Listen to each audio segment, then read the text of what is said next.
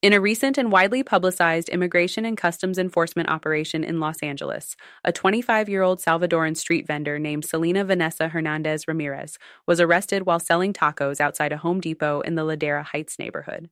Videos of the incident quickly circulated online, showing Hernandez Ramirez attempting to evade capture by clinging to a tree before being forcibly detained by ICE officers. The agents, according to witnesses and multiple media outlets, wore masks and did not display any identification or present an arrest warrant during the apprehension. Hernandez Ramirez had been working as a street food vendor, a common livelihood for many undocumented immigrants who operate on the economic margins of society. The arrest sparked outrage among immigrant advocacy groups and local residents who decried the militarized approach and lack of transparency in the ICE operation. The arrest also underscores a broader pattern of increased ICE activity in immigrant communities, often targeting low-income individuals engaged in informal work. Critics argue that such operations not only instill fear, but also disrupt communities and further marginalize vulnerable populations.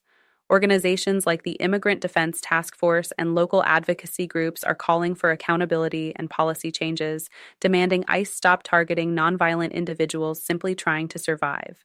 Meanwhile, in Florida, there is growing resistance to a proposed new immigration detention center known as Alligator Alcatraz. The project has come under fire from human rights groups and local leaders who warn it could perpetuate the systemic abuse and poor conditions often associated with immigration detention facilities. Advocates are urging state and federal officials to halt construction and reconsider the use of detention as an immigration enforcement tool. Amid this climate of intensified enforcement and systemic concern, California Governor Gavin Newsom is also facing calls to commute all existing death sentences in the state. California has the highest number of death row inmates in the U.S., and activists argue that continuing to uphold these sentences contradicts the state's professed commitment to justice reform and human rights. Together, these developments reflect a broader tension between enforcement and reform in U.S. immigration and criminal justice policy.